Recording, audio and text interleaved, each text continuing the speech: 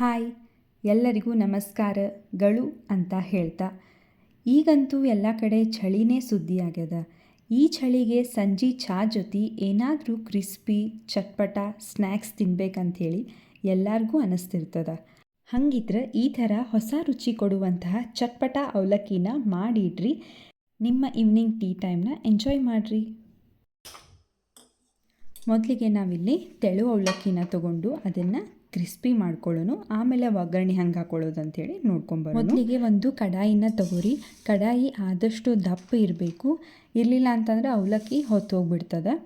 So ಈ ಒಂದು ಕಡಾಯಿಗೆ ನಿಮ್ಗೆ ಎಷ್ಟು ಬೇಕೋ ಅಷ್ಟು ಅವಲಕ್ಕಿನ ಹಾಕ್ಕೊಂಡು ನೋಡಿರಿ. ಅವಲಕ್ಕಿ ಫಸ್ಟು ಈ ರೀತಿಯಾಗಿ ಸಾಫ್ಟಾಗಿ ಇರ್ತದೆ. ಇದನ್ನು ಈಗ ನಾವು 5ರಿಂದ 10 ನಿಮಿಷ ಲೋ ಫ್ಲೇಮ್ ಒಳಗಿಟ್ಕೊಂಡು ಈ ರೀತಿಯಾಗಿ 2 ಸ್ಪೂನ್ ತೊಗೊಂಡು ಅದನ್ನು ನಿಧಾನಕ್ಕೆ ಫ್ರೈ ಮಾಡಿಕೊಂಡು ಹೋಗಬೇಕು.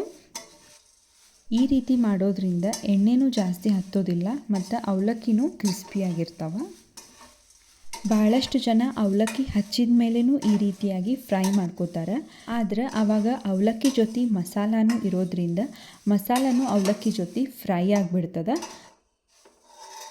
ಸೊ ಅದಕ್ಕೆ ನಾನಿಲ್ಲಿ ಅವಲಕ್ಕಿನ ಫಸ್ಟು ಕ್ರಿಸ್ಪಿ ಮಾಡಿಕೊಂಡು ಆಮೇಲೆ ಅದಕ್ಕೆ ಡ್ರೈ ಫ್ರೂಟ್ಸ್ ಒಗ್ಗರಣೆನ ಹಾಕ್ಕೊಳಿಗತ್ತೀನಿ.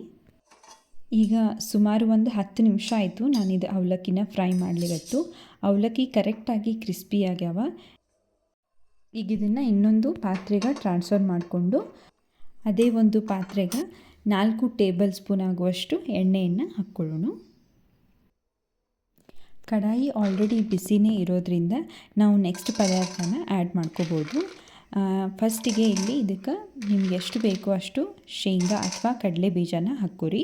ನಾನಿಲ್ಲಿ 3ರಿಂದ 4 ಸ್ಪೂನ್ ಆಗುವಷ್ಟು ಹಾಕ್ಕೊಂಡೀನಿ. ಈಗ ಶೇಂಗಾ ಎಣ್ಣೆ ಒಳಗೆ ಒಂದು ಸ್ವಲ್ಪ ಬೆಚ್ಚಗಾದ್ಮೇಲೆ ನಾವು ಒಂದೊಂದಾಗಿ ಡ್ರೈ ಫ್ರೂಟ್ಸ್ನ ಆ್ಯಡ್ ಮಾಡ್ಕೊತ ಹೋಗೋಣ. ಮೊದಲಿಗೆ ನಾನಿಲ್ಲಿ ಬಾದಾಮ ಮತ್ತು ಕಾಜುನ ಒಂದರೊಳಗೆ 2 ಪೀಸ್ ಮಾಡಿಕೊಂಡು ಸಮ ಪ್ರಮಾಣದೊಳಗೆ ಹಾಕ್ಕೊಂಡೀನಿ. ಈ ಪೋಹಾ ಚಿವಡಾದ ಬೇಸಿಕ್ ಅಂತಂದ್ರೆ ಈ ಮೂರು ಪದಾರ್ಥಗಳು ಎಣ್ಣೆ ಒಳಗೆ ಕರೆಕ್ಟಾಗಿ ಫ್ರೈ ಆಯಿತು ಅಂತಂದ್ರೆ ಪೋಹಾ ಎಕ್ದಮ್ ಪರ್ಫೆಕ್ಟಾಗಿ ರೆಡಿ ಆಗ್ತದೆ. ಇವಾಗಲಿಕ್ಕೆ ಒಂದು ಸ್ವಲ್ಪ ಟೈಮ್ ತೊಗೋತದೆ.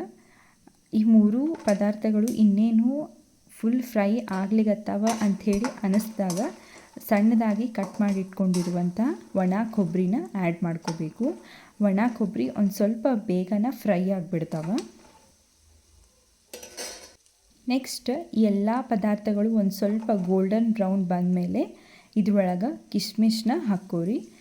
ಕಿಸ್ಮಿಸ್ ಮತ್ತು ಕರಿಬೇವು ಹಾಕ್ಕೊಳ್ಳೋದನ್ನು ಮರಿಬೇಡ್ರಿ. ಕರಿಬೇವು ಎಣ್ಣೆ ಒಳಗೆ ಫ್ರೈ ಆಯ್ತಂದ್ರೆ ಒಂದು ಚಲೋ ಫ್ಲೇವರ್ ಬಿಡ್ತದೆ. ಈಗ ಇದಕ್ಕೆ 1 ಚಿಟಿಕೆ ಆಗುವಷ್ಟು ಇಂಗನ್ನು ಹಾಕ್ಕೋರಿ. ಗ್ಯಾಸ್ ಫ್ಲೇಮನ್ನು ಆಫ್ ಮಾಡಿಕೊಂಡು ಈಗ ನಾವು ಎಲ್ಲ ಮಸಾಲ ಐಟಮ್ಸ್ನ ಆ್ಯಡ್ ಮಾಡೋಣ. ಮೊದಲಿಗೆ ನಾನಿಲ್ಲಿ ಚಾಟ್ ಮಸಾಲಾನ ಹಾಕ್ಕೊಂಡೀನಿ. ಚಾಟ್ ಮಸಾಲ ಹಾಕ್ಕೊಳ್ಳೋದ್ರಿಂದ ಈ ಅವಲಕ್ಕಿಗೆ ಟೇಸ್ಟ್ ಬೇರೆ ಕೊಟ್ಬಿಡ್ತದೆ. ನೆಕ್ಸ್ಟ್ ಹುಳಿಗೆ ಅಂಥೇಳಿ ನಾನಿಲ್ಲಿ ಡ್ರೈ ಮ್ಯಾಂಗೋ ಆ್ಯಡ್ ಮಾಡ್ಕೊಳ್ಳಿಗತ್ತೀನಿ.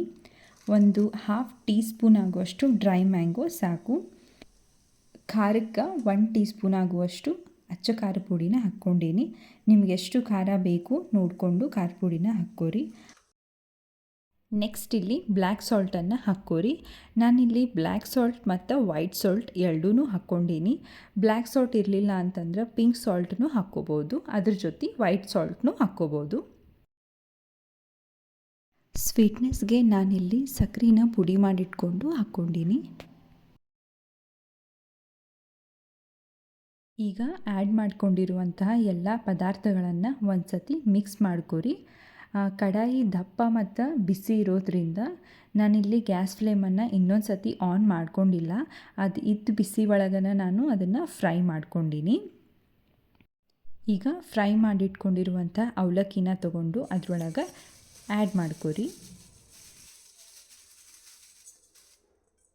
ಮತ್ತು 2 ಸ್ಪೂನನ್ನು ತೊಗೊಂಡು ಈ ರೀತಿಯಾಗಿ ನಿಧಾನಕ್ಕೆ ಮಿಕ್ಸ್ ಮಾಡ್ಕೊರಿ. ಇಲ್ಲಿ ನಾನು 2 ಸ್ಪೂನನ್ನು ತೊಗೊಂಡು ಯಾಕೆ ಮಿಕ್ಸ್ ಮಾಡ್ಕೊಂಡೀನಿ ಅಂತಂದ್ರೆ ಅವಲಕ್ಕಿ ಕ್ರಿಸ್ಪಿ ಆಗಿರೋದ್ರಿಂದ ಜಲ್ದಿ ಬ್ರೇಕ್ ಆಗಿಬಿಡ್ತಾವೆ. ಅದಕ್ಕಾಗಿ 2 ಸ್ಪೂನಿಂದ ಮಾಡ್ಕೊಂಡೀನಿ.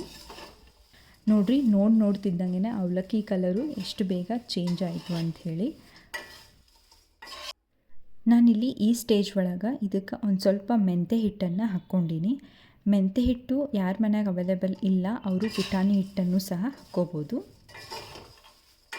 ಈ ರೀತಿಯಾಗಿ ಕಡಿಮೆ ಎಣ್ಣೆ ಯೂಸ್ ಮಾಡಿ ಕ್ರಂಚಿಯಾಗಿರುವಂತಹ ಈವ್ನಿಂಗ್ ಸ್ನ್ಯಾಕ್ಸ್ನ ನೀವು ಒಂದು ಸತಿ ಪ್ರಿಪೇರ್ ಮಾಡಿ ಇಟ್ರಿ ಅಂತಂದ್ರೆ 1 ತಿಂಗಳುಗಟ್ಟಲೆ ನೀವು ಆರಾಮಾಗಿ ಇದನ್ನು ತಿನ್ಬೋದು. ನೆಕ್ಸ್ಟ್ ಟೈಮ್ ಯಾವಾಗಾದರೂ ಅವಲಕ್ಕಿ ಹಚ್ಚಬೇಕು ಅಂತಂದ್ರೆ ಈ ರೀತಿಯಾಗಿ ಹೊಸದಾಗಿ ಟ್ರೈ ಮಾಡಿರಿ. ಇವತ್ತಿನ ವಿಡಿಯೋ ನಿಮಗೆಲ್ಲರಿಗೂ ಇಷ್ಟ ಆಯಿತು ಅಂತ ಅಂದ್ಕೊಂಡೀನಿ. ನಿಮ್ಗೆ ಇಷ್ಟ ಆಗಿತ್ತು ಅಂತಂದರೆ ಲೈಕ್ ಮಾಡಿರಿ, ಶೇರ್ ಮಾಡಿರಿ, ಫ್ಯಾಮ್ಲಿ ಮತ್ತು ಫ್ರೆಂಡ್ಸಿಗೆ ಶೇರ್ ಮಾಡಿರಿ. ಹೊಸದಾಗಿ ನನ್ನ ಚಾನಲ್ ನೋಡ್ಲಿಕ್ಕತ್ತಿದ್ರಿ ಅಂತಂದ್ರೆ ಸಬ್ಸ್ಕ್ರೈಬ್ ಆಗ್ರಿ. ನೆಕ್ಸ್ಟ್ ವಿಡಿಯೋ ಒಳಗೆ ಮತ್ತೆ ಸಿಗೋಣ. ಅಲ್ಲಿವರೆಗೂ ನಮಸ್ಕಾರ.